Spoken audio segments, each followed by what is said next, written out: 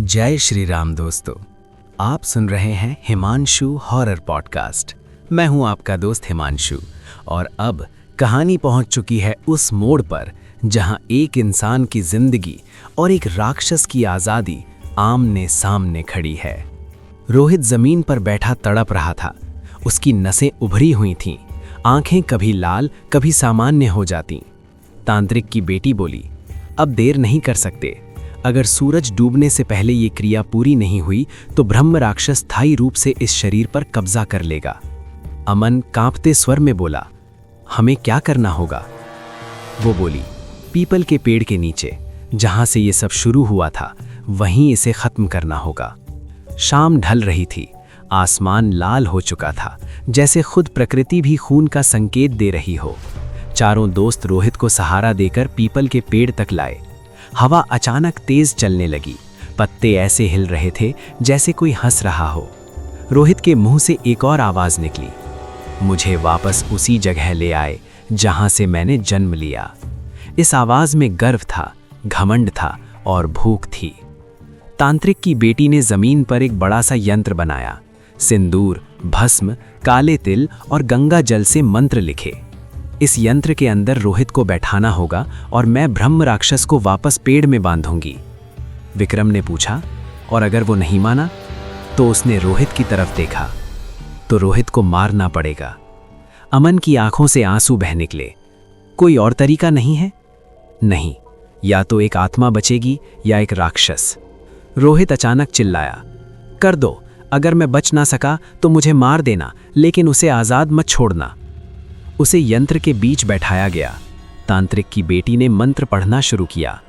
ओम नमः शिवाय, बंधनाय नमः, मोक्षाय नमः। जैसे जैसे मंत्र तेज होते गए, हवा और काली होती चली गई। पीपल का पेड़ हिलने लगा, उसकी जड़ें जमीन से थोड़ी थोड़ी ऊपर उठने लगी। रोहित जोर से चीखा, नहीं, मैं वापस नहीं जाऊंगा। उसकी आवाज बदल गई, ये शरीर मेरा है और अब ये धरती भी मेरी होगी। अचानक जमीन फटने जैसी आवाज आई। एक काली परछाई रोहित के शरीर से बाहर निकलने लगी। परछाई जिसकी आंखें जलते अंगारे जैसी थीं। विक्रम डर से गिर पड़ा। अमन मंत्र जपता रहा, हालांकि उसे कोई मंत्र आता नहीं था।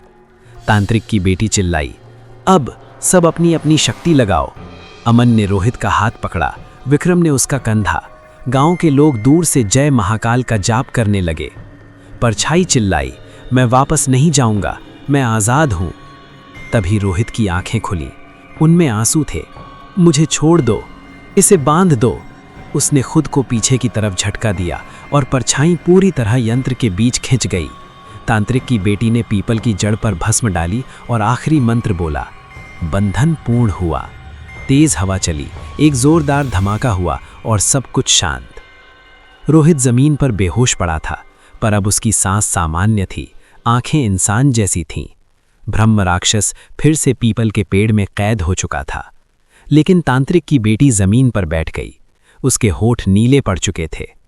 अमन घबराया, आप ठीक हैं? वो मुस्कुराई, बंधन के लिए किसी एक को उससे जुड़ना पड़ता है। अब मैं उसकी रखवाली करूंगी जब तक जिंदा रहूंगी। और वो वहीं उसी पीपल के नीचे बैठ गई। आज उस गांव में लोग कहते हैं कि अगर रात को पीपल के पास जाओ तो एक औरत ध्यान में बैठी दिखती है और पेड़ से कराहने की आवाज आती है। तो दोस्तों, अब आखिरी सवाल, क्या ब्रह्म राक्षस सच में कभी खत्म होता है या वो बस अपने अगले शरीर का इंतजार करता है? और अगर किसी दिन वो औरत ना रही तो क्या रोहित फिर से सुरक्षित रहेगा? क्योंकि कुछ बंधन कभी स्थायी नहीं होते, बस टलते रहते हैं। और यहीं दोस्तों, इस कहानी का अंत होता है, जहां एक इंसान की जान बची, लेकिन एक रहस्य हमेशा के लिए जिंदा रह गया।